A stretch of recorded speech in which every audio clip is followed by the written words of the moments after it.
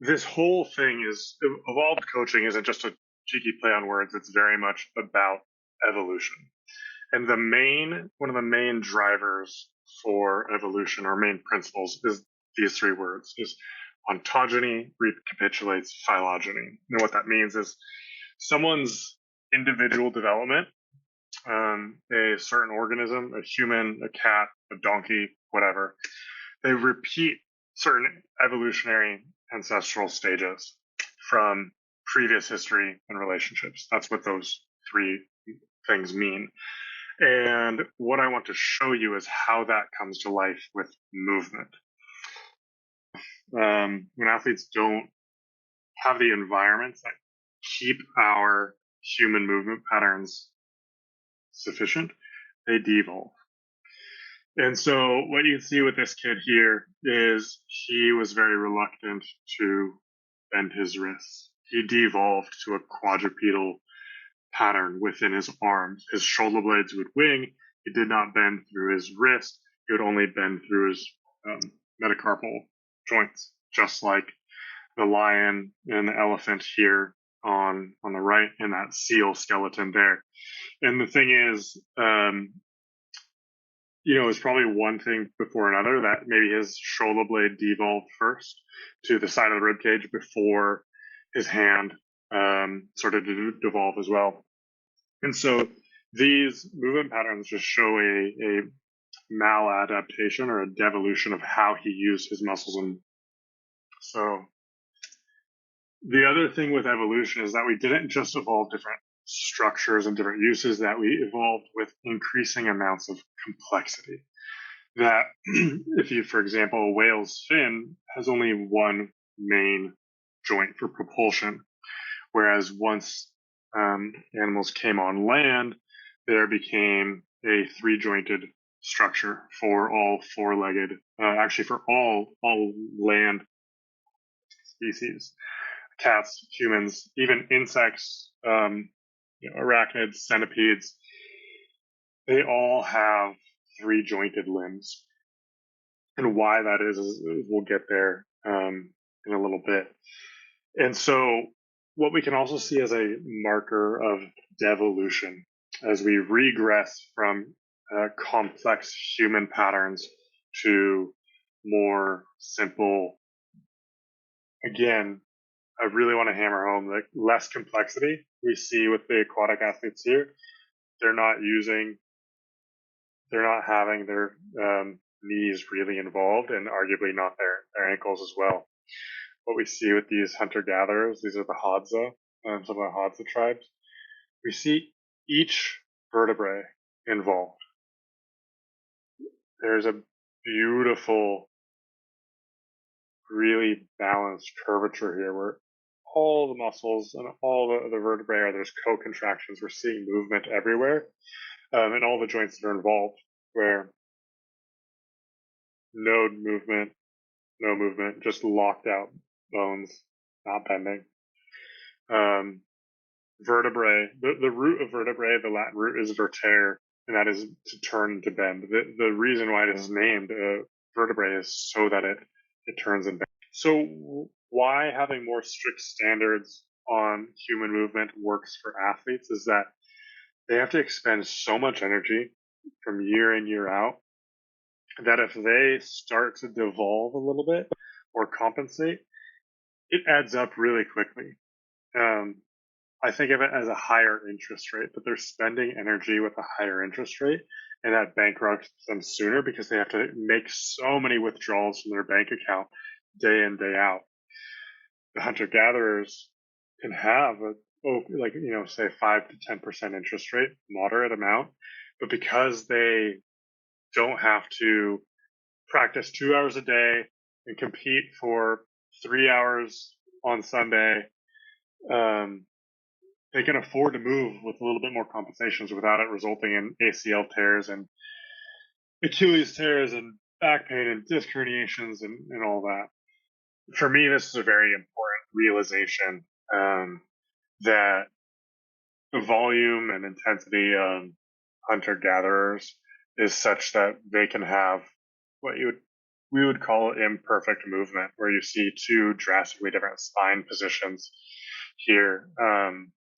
But for athletes, if they went into some sort of triple flexion pattern, change of direction pattern, squat pattern with that rounded of a spine, that's more risk than I'm willing to take. So remember, I'm thinking about it in two categories. In my mind, injuries happen and are prevented from a qualitative and a quantitative point of view. So from a qualitative standpoint, yeah, we don't like it. That's partially because she's just has such a flat thoracic spine, and this is where she's strongest. She was returning from a supraspinatus tear. And so from a quantitative standpoint, we still needed to load her that tendon. And so I actually think I let her keep going here because even though it's not pretty, I did like that we're still loading that supraspinatus with a relatively high intensity. And if you remember, the tendons typically like higher intensity, it's higher weights. I fucking love hands. I think they're so cool and they are not talked about enough. People obsess over the feet. There's entire courses and everything about the feet and how it affects the knees and the hips and all sorts of other wild accusations, but nobody talks about the hands.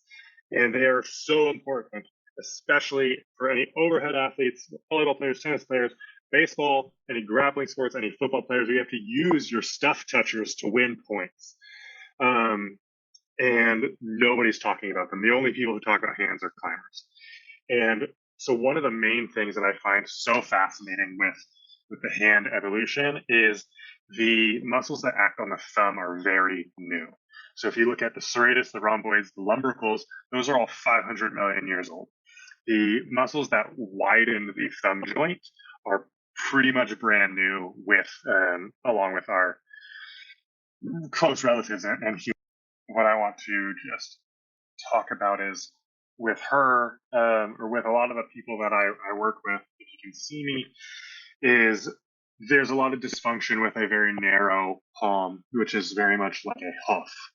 And it is distinctly a primate and human pattern to have a very wide proximal thumb joint to get those extensor pollicis muscles, the brevis and the longus, online. And when they don't, shit happens. So some of the stuff that I've done, this is from a baseball player, is put them in positions to strain and train this wide thumb position. I asked him to hold one of these light weighted balls with his thumb staying abducted. He had a really hard time doing it with pronation and supination, which you can see by how he chose to create tension on the ball. And so I would want it to be this left image where this proximal thumb joint stayed wide and he kept a little bit more relative radial deviation.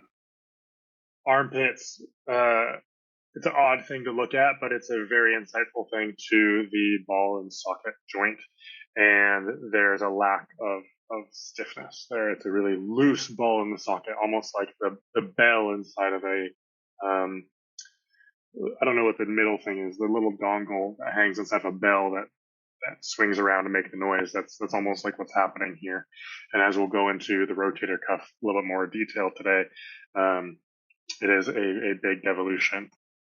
God damn, it took me a long time to figure out the evolutionary purpose of the rib cage. Nobody knew. Almost every animal has a damn rib cage. Why is it there? Why? Why do all these different species that live in completely different environments all have rib cages?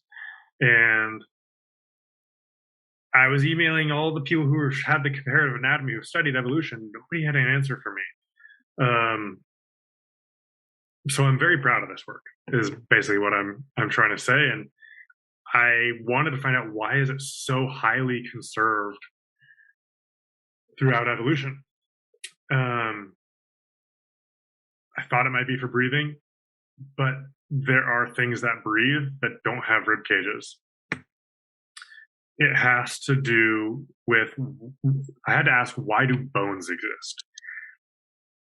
Bones first showed up kind of on accident as a mutation, as some amoeba developed a stiffer bit of calcium buildup inside of its body. And then suddenly it was faster than everything else because it had something to push against. The purpose of bones is to transfer force. To have a spine, to have a rib cage means to be able to move and bend that spine and rib cage. Everyone needs a mobile rib cage. You can see how I'm able to move and perturb each rib and each vertebrae of my spine. This is a healthy rib cage. This is a healthy spine. This allows me to transfer forces throughout my body in high degrees of complexity. And that is a trademark of highly evolved species, is complexity, is lots of bones moving in different ways. That variability is so useful for robust health and things without spines, things that have rigid spines really that don't move, evolved extra legs to have the same variability, the same degrees of freedom to move on Earth. And so humans who have, I would say, mutated their rib cage to be like a stiff thorax, part of the reason they have problems or aren't as athletic or as skillful is they've lost a lot of complexity or a lot of degrees of freedom of what a tetrapod, a four-limbed species, should be able to do. One thing that I think is really interesting is I hear people in books talk about, well, we evolved to throw, and throwing spears is something our shoulder was, meant to do, and kind of these, I think, more unfounded claims. I would disagree. I think we can throw just because we can hang and swing, because through brachiation, brachiation meaning like swinging from branch to branch, being able to do this motion here, I think is what has led us to being able to have this much external rotation with throwing. We are supposed to roll off this big toe. I know there's some methodology that's out there that are denying it, and they're just flat out wrong, because bones don't lie. Like, look at the difference in size of this first metatarsal from a chimp to a human. Bones only grow when they are loaded. This is supposed to be loaded, hence its growth. It's also a big thing that I look for in gait, in jumping, in squatting. But a big cushiony sole will invite really bad mechanics, as it's a form of degeneracy that the cushion of the sole will substitute the cushioning of the knee, and the heel rocker. This calcaneus is supposed to be big and round, and it's so that we can hit the heel and roll onto our foot and the big toe. When you have a big cushiony shoe, athletes, humans, people don't need to do that, and they develop worse gait styles.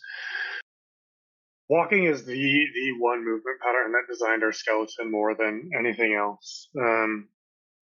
Climbing, hanging, swinging, arguably just did the rotator cuff.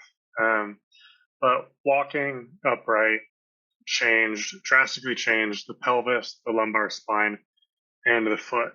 And it's very rare in evolution that like one movement pattern drastically changes the skeleton that much. I oftentimes think of, if there's a problem in a certain area, what is the movement that evolved it? And if there's a foot or ankle problem, lumbar spine problem, or core problem, I often will think, well, what's wrong with their walking? Because their walking should be taking care of that area. Just like if someone has a rotator cuff issue, I'm thinking, well, what's wrong with their overhead suspension? Tib raises, partially because tib raises are almost always done with a straight knee. But if we look at a maybe more complex or integrated view of the tibialis anterior, its most functional aspect is to pull pull the knee forward in stance phases, but not only in gait, but also in squatting.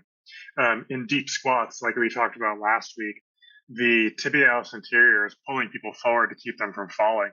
And it's very much an active muscle in the deep squat. And so while I don't mind a strict anterior tib work or dorsiflexion with a straight knee, it's a very isolated thing, can get good results for some hypertrophy and strength there. It needs to go into a more integrated view that controls the knee, not only in forward but lateral lateral positions.